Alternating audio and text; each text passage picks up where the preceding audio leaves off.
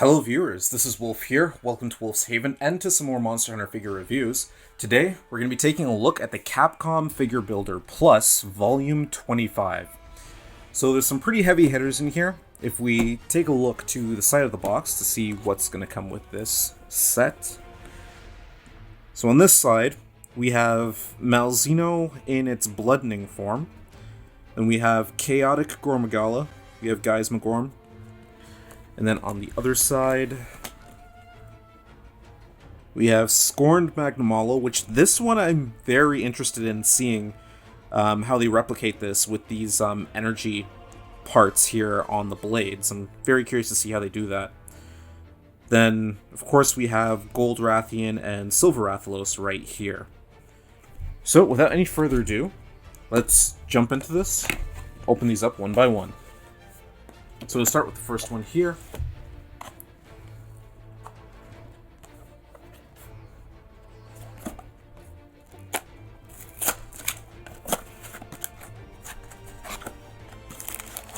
So the first one we get is immediately Gold Rathian. And it's cool how you can just see how bright that gold shines on its scales here. So we do have a hidden piece here, which, yeah, this just looks like Geismagorm. We do have a sticker here for Gold Rathian, which is pretty cool. So now, moving on to box number 2.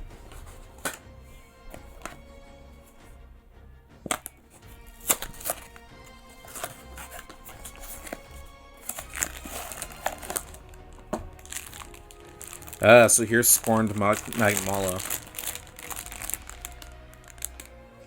Oh, and yeah, those little energy effects on the blades do look pretty cool. I can't wait to see what this looks like once we fully assemble this, but yeah, Scorned Magnamalo is actually looking pretty cool in here.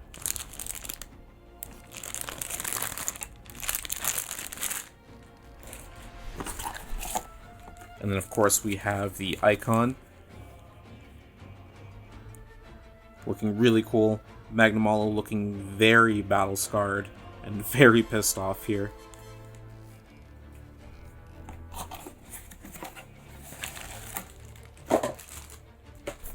So on to box number 3.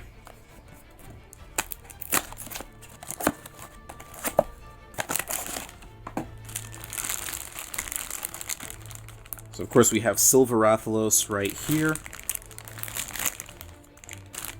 Looking very shiny.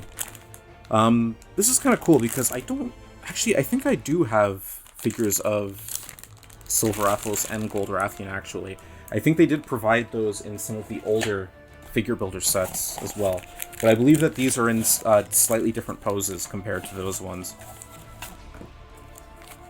And then, of course, they do come with their own sticker in Rise's art style, which is always a plus. This looks pretty cool.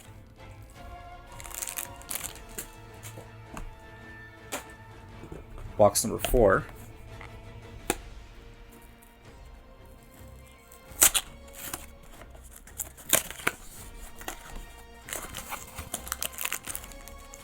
Got more Geismagorm pieces here. And this one is going to be...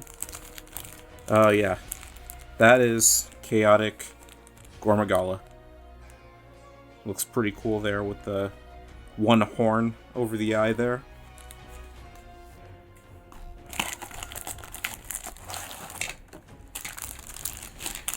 Oh yeah, Chaotic Gormagala already looks pretty cool just inside the packaging there, with a lot of that gold blending with the purples.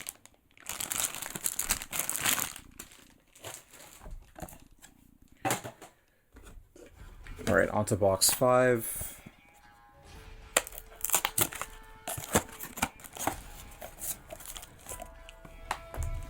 We got the sticker for Geismagorm, which is a cool looking sticker. I've always thought that this icon looked pretty cool. Love the colors on it too.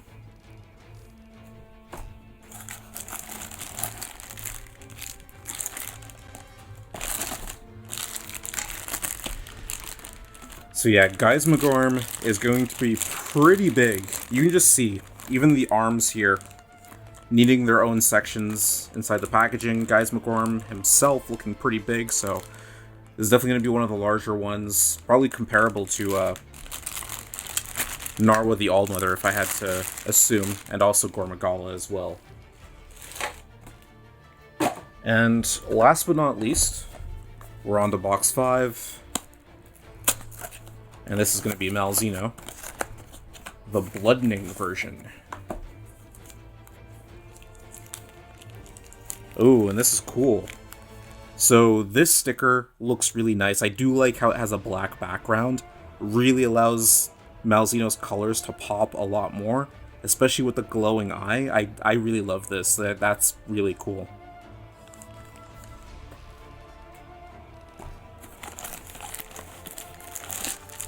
So I imagine that the Bloodening version of Malzeno here is going to look pretty cool. I loved the creator's model of the Bloodening version of this. Yeah, and this is looking pretty cool just inside the packaging. I do notice that there's some different coloration here. It does look a little bit different from the creator's model, actually, which we'll definitely take a look at that a little later. But yeah, that's basically all of the statues that are going to come with this, so let's assemble this real quick and then take a look at them one by one. So here we have all of the Volume 25 figures completely assembled, so let's take a look at them one by one and just see what they look like here. So we'll start off with Silver Rathalos, which one of the things I like about Silver Rathalos is the pose that they have him set up in. I do like the fact that he's in a descending pose.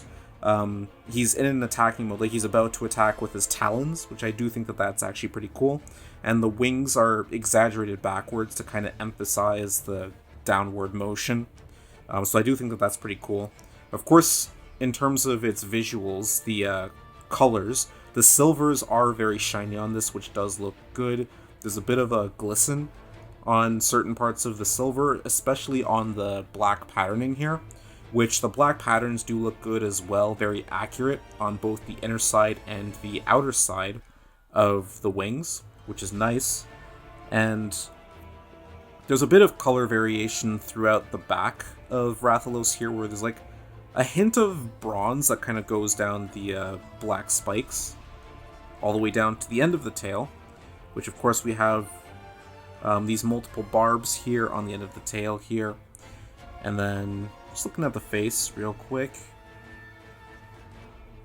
despite the scale, there is like a decent amount of detail here, enough that you can actually make out Rathalos' ear and that little hanging piece just below the lower jaw.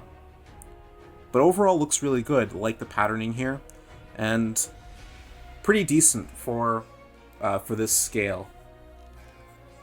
So we'll take a look at Gold Rathian now, and Gold Rathian looks really cool. It does dazzle with that gold, very bright. Not as bright as something like Shigaru Magala, because I think the golds on that figure is definitely way brighter. But here this does look pretty cool, as well as the patterning on the membranous part of the wings as well. The tail getting very shiny as well towards the end, and the barb at the very end as well. I do like the differences between the poses of Gold Rathian and Silver Rathalos, with Silver Rathalos primarily being in an elevated aerial pose, whereas Rathian is on the ground, which is very accurate to how they typically play.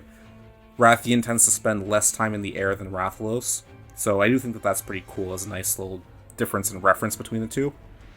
But yeah, overall, Gold Rathian looking pretty standard here. Not too bad. I do think that the colors and the patterning look really good. There's not too much detail on the actual face here. In fact, I think there's a little bit less compared to Silver Rathalos. But overall, not too bad. Pretty standard stuff here. So now we'll take a look at Guys Magorm. So there's definitely a trend with this particular volume, with Volume 25.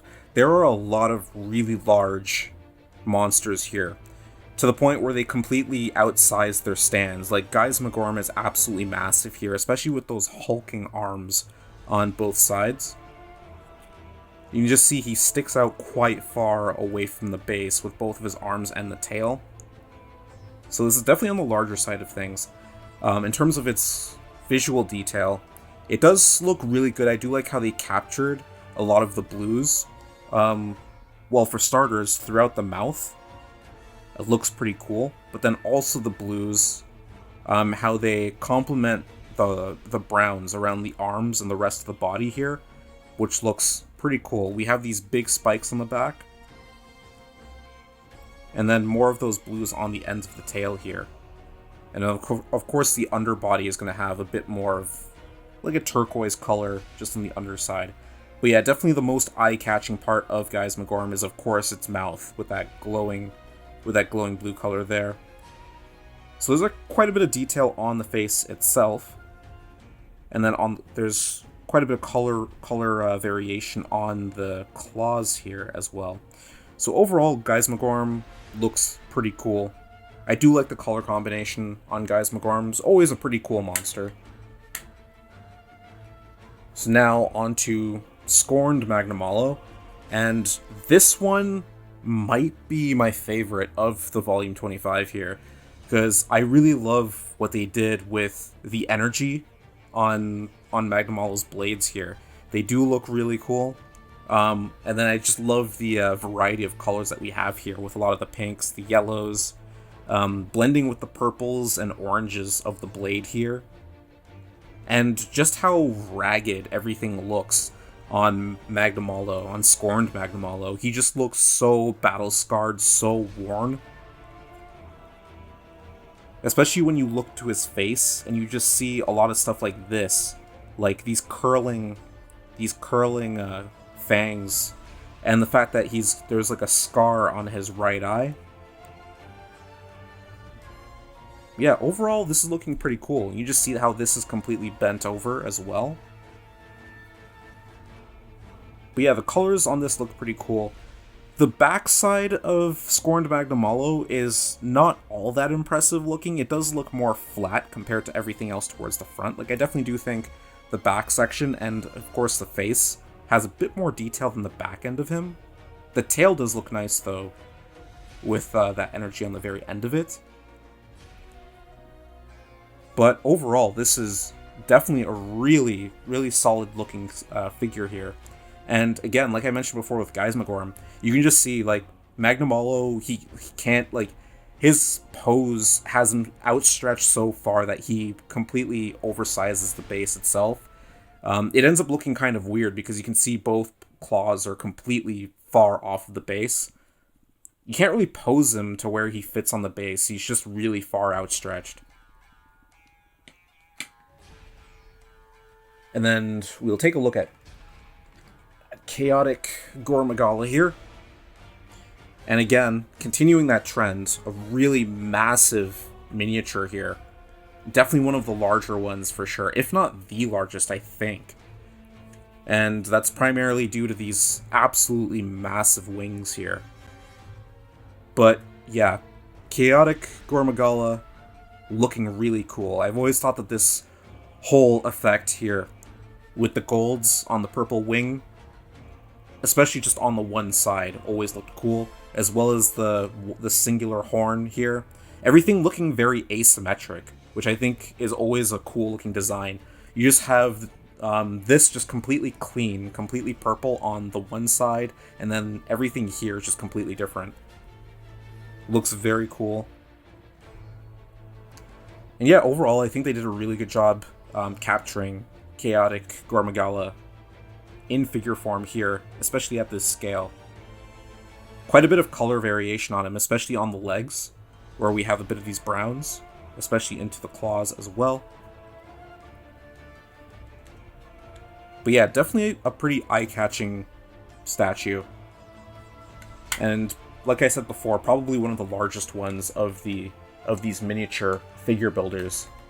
And then now we're going to take a look at Malzeno here, which of course, I'm pretty sure this is supposed to be Malzeno in its bloodening form, which of course this is what happens once Malzeno absorbs enough Curia energy. So his entire body gets blacked out, and he starts glowing and surging with that red energy. And it looks pretty cool. I do think that there are some things that I think are a little bit, like the colors might not be completely accurate here. Like, I do think they did a better job with the bloodening form in the creator's model. The creator's model looks incredible of Malzeno bloodening. I feel like the wings on this version are a little bit too bright. But as its own thing, I do think it does look good. I do like the interior of the wings here. How those veins in the membranous part of the wing are very pronounced, very noticeable. And it does have a bit of that red glow on the inside there, which is cool. We still have a bit of that glistening effect on the purple fur here, or the curio bats. Unfortunately, the eyes aren't too noticeable. You're supposed to have like a glowing red eyes there, but they're not the most noticeable compared to everything else here, unfortunately. But despite that, a lot of the other features, like the golds, do stick out quite a lot, and they do contrast the darker scale tone of the overall body here, along with the reds and whatnot. So this version is cool, but I definitely do think the creator's model looks much better, which is to be expected. It's a much larger scale, so they can definitely put a lot more detail into those, obviously. But that's pretty much like all of the figures that come with the Volume 25. So there is the translucent statue, which of course is Geismagorm right here, sporting that very bright blue color, which is very appropriate for Geismagorm. And yeah, overall not too bad. I think they went with the right color here. Unfortunately, this one is a little bit poorly designed because like some of the connecting points, like specifically these back legs, they don't really sit in all that well. They don't really sit in very tightly. They're quite loose, actually. So just a little bit of a weird design for this. And that's actually something that I forgot to mention about Gore Magala, actually. While Gore Magala does look cool, I do think that a big fault is with the wing design. The wings do, well, it only really has just the one wing that you have to attach into it. But this wing is not designed all that well because it doesn't really snap in to its part all that tightly. You kind of just push it in and it just sits there, and it's very easy for this to come out. It's the same thing with the regular Gore Magala in the previous set as well too. So unfortunately, the wing design is a little bit, it could have been better. They could have designed this to be a little bit tighter. So I do think that they could have done a little bit of a better job with Gore Magala, with both versions of Gore Magala. But it is what it is. Overall, I think most of the statues here are pretty good, especially how well represented they are from the game.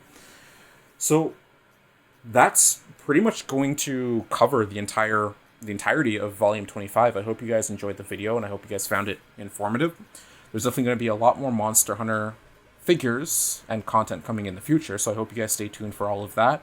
But until then, I hope you guys have a good day or good night, depending on where you are, and I will see you all later.